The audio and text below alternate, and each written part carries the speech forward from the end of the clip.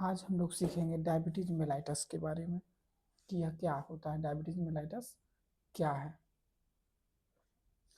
यह एक chronic metabolic disorder है। यह क्या है? क्रोनिक मेटाबॉलिक डिसऑर्डर है, जिसमें हम सीखेंगे affects how the body use glucose, यानी कि ग्लूकोज हमारा बॉडी जो है किस प्रकार ग्लूकोज का यूज करता है। और इसमें सीखेंगे इंसुलिन के बारे में कि hormone produced by the pancreas, यानी पेनक्रियाज के द्वारा यह हार्मोन प्रोड्यूस किया जाता है जो हमारे ब्लड शुगर को कंट्रोल करता है, रेगुलेट करता है। कौन करता है? तो इंसुलिन। और फ्यूलिंग सेल्स की बात करें तो इनसफिशियंट इंसुलिन या फिर इनइफेक्टिव यूज, दोनों रीजन हो सकता है। पहला रीजन या हो सकता है इनसफिशियंट इंसुलिन हो या इन इफेक्टिव यूज, ये दोनों ही कारण हो सकता है ब्लड ग्लूकोज का। अब इसमें आते हैं, सबसे पहले हम लोग समझेंगे हाइपरग्लाइसीमिया। ये क्या होता है हाइपरग्लाइसीमिया? तो हाइपरग्लाइसीमिया का होता है हमारे ब्लड शुगर का नॉर्मल से ज़्यादा हो जाना, यानी कि characterised by consistently high blood glucose, यानी कि इसमें क्या होता है हमारा बॉडी का ग्लूकोज लेवल हाई हो जाता है, जिस कंडीशन को हम लोग क्या बोलते हैं? हाइपरग्लाइसीमिया। अब प्राइमरी काउज क्या क्या हो सकता है? तो इसका मेन दो रीजन हो सकता है। पहला है कि एब्सेंस ऑफ इंसुलिन, यानी कि इंसुलिन का पूरी तरह ना होना, या दूसरा रीजन हो सकता है इंसुलिन रेसिस्टेंस, यानी हमारा बॉडी क्या हो जाए? इंसुलिन रेसिस्टेंस हो जाए। ठीक है, तो इसी के कारण यह दो डायबिटीज टू टाइप्स के हो गए, एक टाइप 1 और एक टाइप 2। तो इसमें क्या होता है? टाइप 1 में क्या होता है? तो इसमें बीटा सेल ही डिस्ट्रॉय हो जाता है। इसमें क्या होता है? बीटा सेल ही क्या हो जाता है? डिस्ट्रॉय, खत्म हो जाता है टाइप 1 डायबिटीज में, जिसके कारण किसी तरह का कोई इंसुलिन प्रोडक्शन नहीं होता है। तो फिर टाइप 2 में क्या होता है? तो टाइप 2 में क्या होता है कि हमारा सेल ही इंसुलिन सिग्नल को इग्नोर करता है, यानी कि प्रेजेंट होने के बावजूद भी हमारा सेल इस चीज़ को, इंसुलिन सिग्नल को अब्जॉर्ब नहीं करता है। अब समझेंगे टाइप 1 डायबिटीज पैथोफिजियोलॉजी क्या होता है। तो यह टाइप 1 डायबिटीज के बारे में बोलेंगे। यह एक ऑटो इम्यून डिस्ट्रक्शन है बीटा सेल्स का, यानी कहने का मतलब है कि बीटा सेल से ही क्या होता है टाइप 1 डायबिटीज में? डिस्ट्रॉय, यानी खत्म होने लगता है, जिसके कारण किसी प्रकार का इंसुलिन प्रोडक्शन नहीं होता है। और सिम्टम्स इसमें क्या देखने को मिलता है टाइप 1 डायबिटीज में? पहला सिम्टम्स देखने को मिलेगा पॉलीयूरिया। पॉलीयूरिया का मतलब फ्रीक्वेंट यूरिनेशन, यानी कि बार बार यूरिन पास होना। दूसरी बात पॉलीडिप्सिया। पॉलीडिप्सिया का मतलब है एक्सेसिव थ्रस्ट, मतलब बहुत ज़्यादा प्यास, थ्रस्ट लगना। और थर्ड है पॉलीफेजिया। पॉलीफेजिया का मतलब हुआ एक्सट्रीम हंगर, यानी कि बहुत ज़्यादा भूख लगना। तो यह भी एक रीजन है। और अनएक्सप्लेन्ड वेट लॉस, और अगर अचानक बहुत ज़्यादा वेट लॉस होने लगे तो यह भी एक रीजन हो सकता है। और एक और सिम्टम्स है फटीग। फटीग मतलब हुआ ज़्यादा थकान देखने को मिलता है। तो यह सब किसका सिम्टम्स है? टाइप 1 डायबिटीज़ का सिम्टम्स है।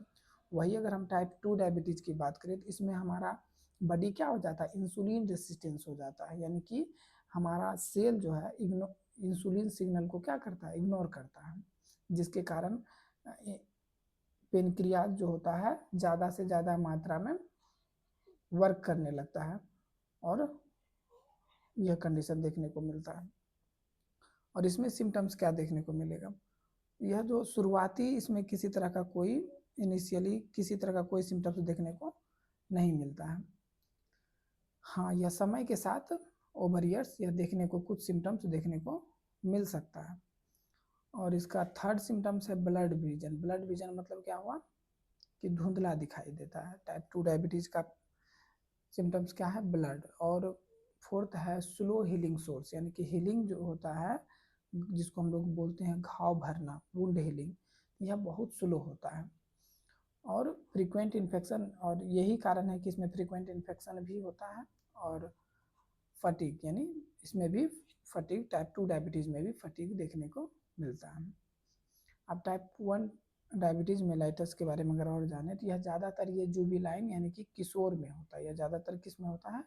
जुबिलाइन यानी किशोर में टाइप 1 डायबिटीज़ ज़्यादा होने का होता है। और ये किस प्रकार का है? Insulin dependent. कहने का मतलब ये इंसुलिन पे डिपेंडेंट है।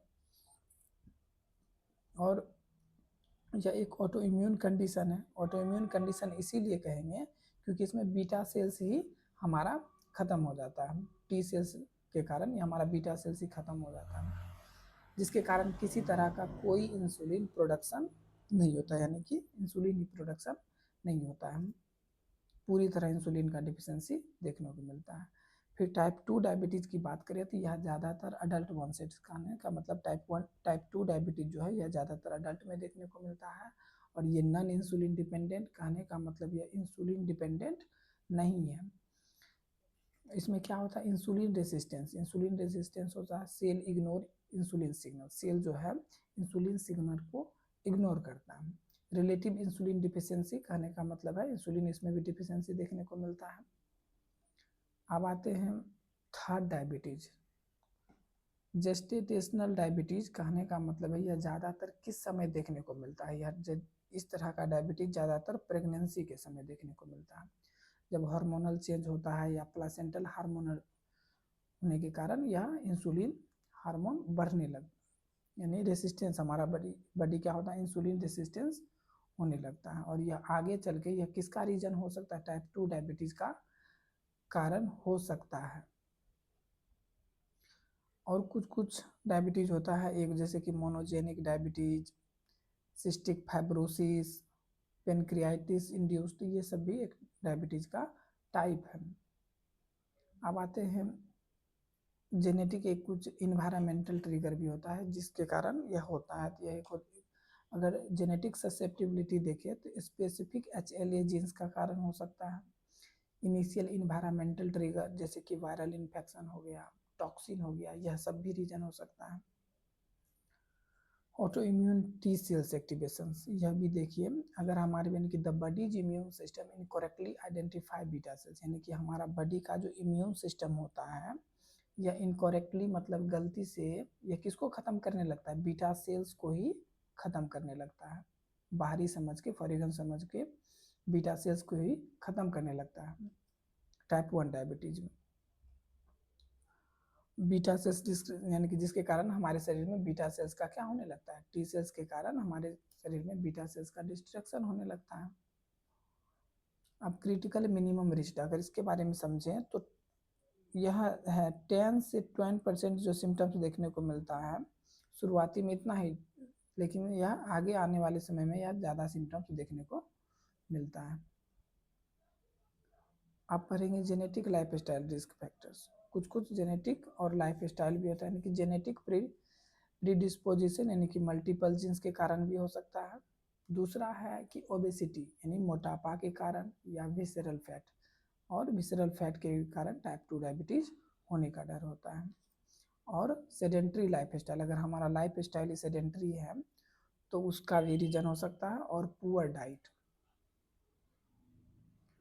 अब आते हैं इंसुलिन रेसिस्टेंस इन पेरिफेरल टिश्यू, यानी कि जैसे कि हमारा टाइप 2 डायबिटीज़ में क्या होता है कि मसल्स हो गया, लीवर, फैट सेल, ये सब क्या होता है इंसुलिन सिग्नल को, यानी इसके प्रति क्या हो जाता है, इनसेंसिटिव हो जाता है, जिसके कारण ग्लूकोज जो है इसके सेल में इंटर नहीं कर पाता है और पेनक्रियाज पे ज़्यादा लोड पड़ जाता है। पेनक्रियाज पे ज़्यादा से ज़्यादा लोड पड़ने लगता है, जिसके कारण क्या होता है, beta cell burnout, beta cells ख़त्म होने लगता है और हमारे शरीर में ब्लड ग्लूकोज लेवल बढ़ जाता है।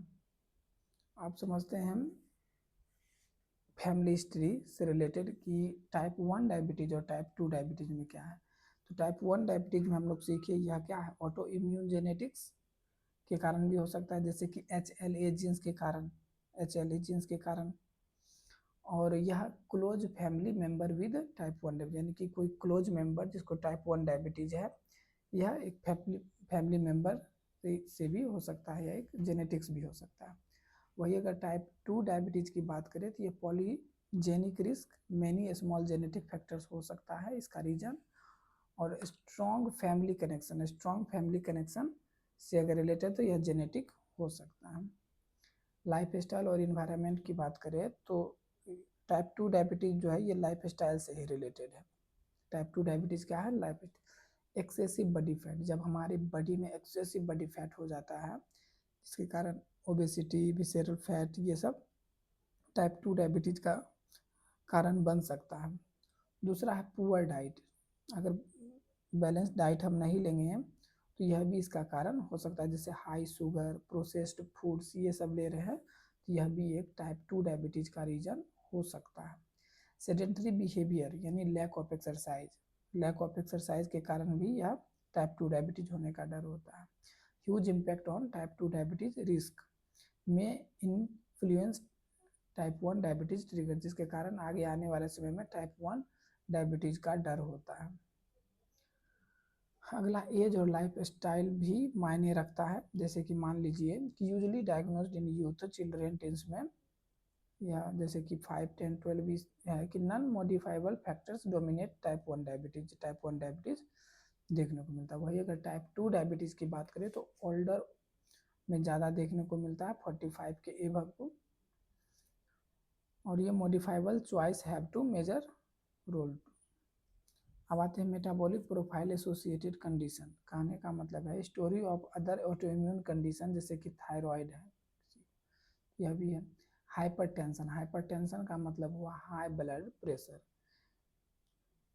जिसमें क्या हो जाता है यानी कि डिसलिपिडीमिया यानी कि हाई कोलेस्ट्रॉल, कहने का मतलब है कोलेस्ट्रॉल का हाई होना, यह भी एक रीजन है। Strongly associated with type 2 diabetes, जो कि टाइप 2 डायबिटीज से रिलेटेड है। अब आगे समझते हैं डायबिटीज मेलाइटस का क्लासिक साइन और सिम्टम्स। तो पहला क्या सीखे थे, पॉलीयूरिया, पॉलीयूरिया मतलब फ्रीक्वेंट यूरिनेशन, कहने का मतलब है कि इसमें क्या होता है कि excessive urination to flush out glucose, यानी कि ज़्यादा मात्रा में यूरिनेशन होता है जिसके कारण ग्लूकोज बाहर होता है, जिसके कारण हमारे बॉडी में क्या होता है, डिहाइड्रेशन होता है, हमारे बॉडी में क्या होता है, डिहाइड्रेशन। दूसरा इसका सिम्टम्स देखने को क्या मिलता है, पॉलीटिप्सिया मतलब एक्सेसिव थर्स्ट, बहुत ज़्यादा प्यास लगता है, यानी कि intensive thirst triggered by fluid loss, यानी फ्लूइड लॉस के कारण ज़्यादा मात्रा में प्यास लगता है। और अगला रीजन है पॉलीफेजिया, पॉलीफेजिया का मतलब हुआ एक्सेसिव हंगर, यानी कि बहुत ज़्यादा भूख लगता है। अब आते हैं विजुअल और फिजिकल सेंसेशन, यानी कि विजुअल चेंजेस क्या क्या देखने को मिलता है। पहला चेंज आपको देखने को मिलेगा टाइप 2 डायबिटीज का सिम्टम्स है कि ब्लड विजन, यानी कि आपका विजन क्या हो जाएगा, दिखाई आपको धुंधला देने लगेगा, तो ब्लड विजन। और अगला है फटीग और वीकनेस, यानी कि थकान और कमजोरी भी इसका। Cell are starved of glucose और ड्राई इची स्किन, और क्या देखने को मिलता है, ड्राई और itchy skin. Unexplained physical change, कुछ कुछ देखिए, पहला नंबर होगा कि सबसे ज़्यादा अनएक्सप्लेन्ड वेट लॉस, ये देखने को मिल सकता है, टाइप 1 डायबिटीज का मेन सिम्टम्स भी है। और दूसरा है कि स्लो हीलिंग सोर्स, यानी कि सोर्स जो होता है वो यह बहुत धीरे धीरे हीलिंग बढ़ता है, और इसमें ज़्यादा इन्फेक्शन का भी डर होता है। अब डिफरेंशियल सिम्टम्स की बात करें तो यह रैपिड वनसेट या अचानक देखने को, टाइप 1 डायबिटीज क्या होता है, ये अचानक देखने को मिलता है, इसका जितना भी सिम्टम्स है ये अचानक देखने को मिलता है, रैपिड वनसेट्स। और डीके रिस्क भी इसमें ज़्यादा है, डीके रिस्क के कारण इसमें ब्रीद कैसा हो, फ्रूटी ब्रीद, नौजिया देखने को मिलेगा, कन्फ्यूजन देखने को मिलेगा टाइप 1 डायबिटीज में। वही अगर टाइप 2 डायबिटीज में देखें, ये स्लोअर वनसेट, कहने का मतलब इसका सिम्टम्स धीरे धीरे आता है।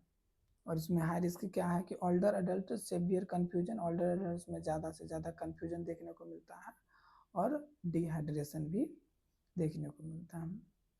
अब ब्लड ग्लूकोज टेस्ट, अगर ब्लड ग्लूकोज टेस्ट की बात करें तो देखिए मेनली यहाँ पे दो बताए, एक होता है फास्टिंग प्लाज्मा ग्लूकोज, जिसको हम लोग शॉर्ट में क्या बोलते हैं, एफपीजी। एफपीजी का मतलब क्या हुआ, फास्टिंग प्लाज्मा ग्लूकोज। इसमें क्या होता है कि फास्टिंग रिक्वायर्ड, इसमें 8 घंटा का यानी 8 आवर्स का क्या होता है, फास्टिंग रिक्वायर्ड होता है, जिसमें no food no drink 8 hours तक होता है। Measures glucose level in venous blood sample, blood sample से चेक किया जाता है। अगर चेक किया गया, फास्टिंग चेक किया गया, या 126 से भी एबव आया तो इसका मतलब ये क्या है, डायबिटीज क्राइटेरिया को फुलफिल कर रहा है। वही इसका दूसरा टेस्ट होता है एक ओरल ग्लूकोज टॉलरेंस टेस्ट। दूसरा टेस्ट कौन सा होता है, ओरल ग्लूकोज टॉलरेंस टेस्ट, जिसको शॉर्ट में हम लोग क्या बोलते हैं, OGTT। इसमें एक ऐसा टेस्ट होता है कि जब फास्ट ओवरनाइट यानी रात भर का क्या होता है, फास्टिंग होता है, देन ड्रिंक ग्लूकोज, उसके बाद क्या, ग्लूकोज पिलाया जाता है और ब्लड ग्लूकोज चेक टू, यानी कि उसका लगभग 2 घंटा बाद ब्लड ग्लूकोज चेक किया जाता है, जिसके कारण अगर वही 200 mg/dl डेसीलीटर से भी ज़्यादा आया तो यह क्या चीज़ शो करता है, या डायबिटीज़ कंडीशन को शो करता है। अब आते हैं, एक और टेस्ट होता है A1C टेस्ट। A1C टेस्ट मतलब हुआ ग्लाइकेटेड हीमोग्लोबिन टेस्ट। यह असल में हुआ कि यह 2 to 3 मंथ्स का एवरेज ब्लड शुगर हुआ, यानी कहने का मतलब इसको बोल सकते हैं मेजर्स एवरेज ब्लड शुगर। यह जो है एवरेज ब्लड शुगर के बारे में बताता है, जो कि 2 से 3 मंथ्स यानी कि बताया जाता है। रिफ्लेक्टिव ग्लूकोज अगर A1C 6.5% से ज़्यादा आ रहा है तो यह क्या कंडीशन को शो करेगा, यह डायबिटीज कंडीशन को शो करेगा। अगर A1C टेस्ट 6.5% से ज़्यादा आ रहा है तो यह क्या शो करता है, डायबिटिक कंडीशन को शो करता है।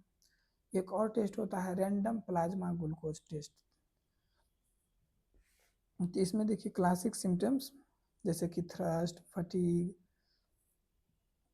यह requires presence of classic hyperglycaemia symptoms. यह एक क्लासिक सिम्टम्स है कि थ्रस्ट हो गया, फटीग, ये तो नॉर्मल। इसमें क्या होता है कि वेन एट एनी आवर्स यानी tag at any time of day, यानी किसी समय यह चेक होता है रिगार्डलेस ऑफ फास्टिंग स्टेटस। जिसमें अगर 200 mg/dl से ज़्यादा आ रहा है तो यह डायबिटिक कंडीशन शो करता है। अब कुछ गाइडलाइंस है प्री डायबिटिक का, यानी डायबिटिक के पहले का कंडीशन। जैसे कि देखिए टेस्ट कन्फर्मेशन, अगर कुछ सिम्टम्स देखने को मिल रहा है in the absence of clear symptoms, यानी क्लियर सिम्टम्स नहीं आ रहा है तो ये सेकेंड टेस्ट तो क्या करना चाहिए, दूसरा टेस्ट भी अगला दिन करना चाहिए कन्फर्म होने के लिए। दूसरी बात कि प्री डायबिटिक क्राइटेरिया क्या क्या है। पहला नंबर अगर देखिए, अगर आपका फास्टिंग ग्लूकोज 100 से 125 के बीच आ रहा है तो यह प्री डायबिटिक कंडीशन को शो करता है। या A1C टेस्ट की यह जो है 5.6 से लेकर 6.4 के बीच आ रहा है तो भी यह प्री डायबिटिक शो कर रहा है। दूसरा, अगर OGTT टेस्ट में 140 से 199 के बीच आ रहा है तो भी यह क्या शो करता है, प्री डायबिटिक कंडीशन को शो करता है। अब डायबिटिक मेलाइटस क्रोनिक कॉम्प्लिकेशन क्या क्या है, देखिए एक है रेटिनोपैथी। रेटिनोपैथी का मतलब हुआ कि आई डैमेज धीरे धीरे होगा, यानी कि इसमें क्या होता है कि damage to small blood vessels, यानी हमारे आई का जो स्मॉल ब्लड वेसल्स होता है यह धीरे धीरे डैमेज होने लगता है। अब स्वाभाविक है, अब डैमेज होने लगा तो हमारा विजन कैसा होने लगेगा, ब्लर होने लगता है, यानी blurry vision, blind spot, floaters, ये सब देखने को मिलता है। एक और सिम्टम्स है नेफ्रोपैथी। नेफ्रोपैथी मतलब कि किडनी डैमेज होने का डर रहता है, यानी कि damage to the filtration system nephron, यानी कि इसका नेफ्रॉन धीरे धीरे डैमेज होने लगता है जिसके कारण इस पे असर होता है। इसमें देखने, यानी कि अगर इस तरह का डैमेज होगा तो स्वाभाविक है स्वेलिंग देखने को मिलेगा, प्रोटीन, यूरिन में प्रोटीन देखने को मिलेगा, एल्बुमिन। अब डायबिटिक न्यूरोपैथी, यानी कि high blood glucose level damage nerve ending, यानी कि ज़्यादा ब्लड ग्लूकोज लेवल होगा तो ये नर्व एंडिंग को धीरे धीरे क्या करेगा, डैमेज करेगा, जिसके कारण टिंगलिंग और पेन देखने को मिलता है। अब है मैक्रोवेस्कुलर कॉम्प्लिकेशन, यानी कि कुछ कुछ इस तरह का भी देखने में कि कार्डियोवेस्कुलर डिजीज, यानी इस पे क्या क्या हो सकता है, फास्टर एथरोस्क्लेरोसिस बिल्डअप इन मेजर आर्टरी, यानी कि आर्टरीज में एथरोस्क्लेरोसिस बनने का डर होता है। और यही क्या होता है फिर, यह increased risk of stroke from blood clots और प्लेक्यू इन कैरोटिड रिस्क, यानी कि यह कैरोटिड आर्टरी में भी क्लॉट होने का डर होता है जिसके कारण स्ट्रोक का डर होता है। अब अदर मेजर कॉम्प्लिकेशन और मैनेजमेंट क्या क्या है, जैसे कि इन्फेक्शन रिस्क और पुअर वुंड हीलिंग। तो इसके लिए क्या करें आप, weakened immune system make body more prone to infection, जिसके कारण हमारा बॉडी ज़्यादा इन्फेक्शन होने का डर होता है। Slow healing of cuts and sores. अब प्रिवेंटिव केयर क्या क्या कर सकते हैं, combined effect of nerve damage and poor circulation, if severe can lead to infection and amputation. अभी मेडिकल मैनेजमेंट क्या क्या है, क्या क्या हम लोग को लाइफ स्टाइल में चेंज करना चाहिए कि डाइटरी मॉडिफिकेशन सबसे पहला काम करना चाहिए हमें डाइटरी मॉडिफिकेशन, यानी कहने का मतलब है कि कॉम्प्लेक्स कार्ब लेना चाहिए, कॉम्प्लेक्स कार्ब फाइबर लेना चाहिए, कंट्रोल प्रोटीन्स लेना चाहिए। ये दूसरी बात फिजिकल एक्टिविटी पे भी ध्यान देनी चाहिए, यानी कहने का मतलब वीक में कम से कम 150 मिनट्स होना चाहिए। इम्प्रूव इंसुलिन सेंसिटिविटी और रिड्यूस्ड ब्लड ग्लूकोज। अब आता है ओरल और नॉन इंसुलिन इंजेक्टेबल मेडिकेशन भी होता है, जैसे कि मैकेनिज्म ऑफ एक्शन इस तरह का भी एक, जैसे कि SGL2 glucose reduction, SGL2 glucose excretion, ये सब है। और कॉमन ड्रग भी है क्लासेस, जैसे कि SGL2 इनहिबिटर से एक होता है, GLP-1 एग्नोसिस्ट, बाइगुनाइड्स, ये सब इसका कंडीशन है। इंसुलिन थेरेपी, जैसे कि इंसुलिन थेरेपी में क्या क्या है, ये 4 कैटेगरी बताया गया। एक होता है रैपिड एक्टिंग जो तुरंत काम करता है, वो शॉर्ट एक्टिंग जो कुछ समय के लिए होता है, एक होता है इंटरमीडिएट एक्टिंग और एक होता है लॉन्ग एक्टिंग।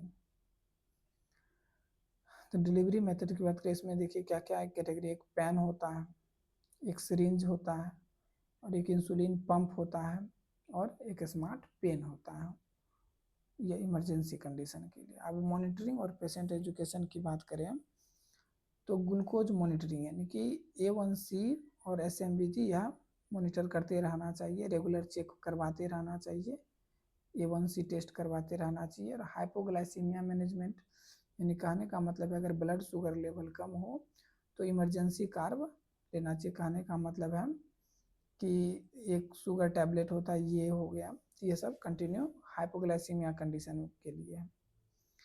और सस्टेनेबल लाइफ स्टाइल मॉडिफिकेशन, कहने का मतलब है कि हम अपना ईटिंग हैबिट्स ये चेंज करना चाहिए, ईटिंग हैबिट्स। दूसरा number habitual physical activity, physical activity में भी बदलाव करना चाहिए। नर्सिंग केयर पेशेंट, इसमें नर्सिंग केयर में क्या करा, एजुकेशनल सपोर्ट, कहने का मतलब है कि teach technique and reinforce skills, ये सब बतानी चाहिए। डेली फूड इंस्पेक्शन यानी कि कंटिन्यू, और उसका टेक्निक ट्रेनिंग ये सब बताना चाहिए। और एम्पुटेशन से बचना चाहिए। साइकोलॉजिकल सपोर्ट भी दे, यानी कि emotional health and distress reduction, family involvement and education, ये सब भी। और sustain the care plan and goal settings, यानी मेडिकल एथेरेंस सपोर्ट होना चाहिए, लॉन्ग टर्म गोल सेटिंग्स, ये सब कुछ कंडीशन है।